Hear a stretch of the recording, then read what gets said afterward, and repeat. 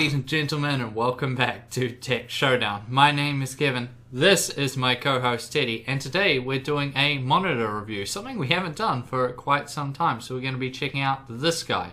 It's the AOC U2879VF 28-inch 3840 by 2160, so 4K FreeSync gaming monitor. And we'll jump right into it then with the key specs.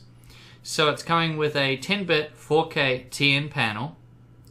Response time is 1 ms gray to gray. Refresh rate is 60 Hz and a contrast ratio of 1000 to 1. It has no speakers and it's coming with an external power supply. So let's move over then and talk about the design then. So a few people might be a little bit upset or offended even maybe that it has a glossy black front on the bezels there. A lot of people don't like that. Personally, I don't mind it that much. I don't think it's that big of a deal, but other people seem to think it is. Around the back, it's a similar affair, just a sort of more like a brushed approach, I suppose. The stand is grey and it looks pretty decent, but overall this is a pretty basic looking monitor. It's not going to blow anybody away, but it's going to be good for the people that want something a bit more minimalistic. Now, as far as adjustments go, yeah, you're not really getting much. You get tilt, so from -5 to +25 degrees, and that's about it. No swivel, no nothing.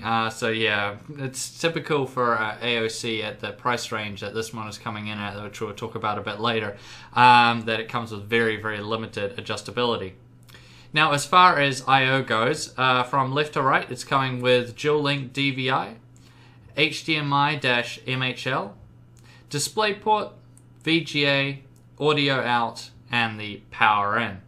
So it's all pretty standard there. You're probably going to be either just using the HDMI or the DisplayPort, so that's really good there. Maybe not as many as people want, and no USB, which might just disappoint some people, but personally I don't think that was an issue at all. Now, as far as image quality goes, so what is it actually like to use?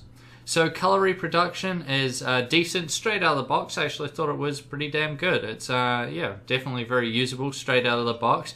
The response time is absolutely fantastic. I had no ghosting in all the games I was playing. It was really, really good. So that's really nice. And of course, FreeSync, which is only for AMD graphics cards as of right now, works fantastic also. So this monitor is going to be a lot more beneficial for those of you out there who are running an AMD graphics card as opposed to those out there who are running an NVIDIA graphics card. Now, the one big downside of TN is the viewing angles, and again, it was pretty terrible when it came to this display. Viewing angles are not very good. However, I don't have a huge issue with this because most of the time you're just looking at it straight on, so it's not going to be an issue, but for some people it still will be, and that's just one of the other limitations that you need to be aware of with this display. So what is it like in general then? So for typing up my scripts and everything else, it's been fantastic for that. You know, 4K gives you so much screen real estate. I mean, it's 4 times 1080p.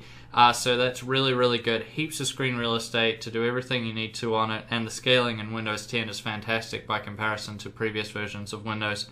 So that's good. Editing also was awesome on it. Doing all my videos, that was fantastic. I had no issues there. However, I will say that anybody doing really serious productivity type stuff, especially in Photoshop or anything like that, I would maybe stay away, only because this is a TN panel. The color accuracy is not going to be up to the standard that you probably want, and I would look more towards an IPS panel for doing that type of thing. Yes, but that's about it. For gaming, as I said, it was just fantastic. I had no problems playing all my games on it. It was really, really good, and you know, it'll do you really well. So I think this is mainly set for maybe people just doing more casual productivity stuff, and just mainly for gaming. Which brings us now to the conclusion. And what do I make of the AOC U2879VF?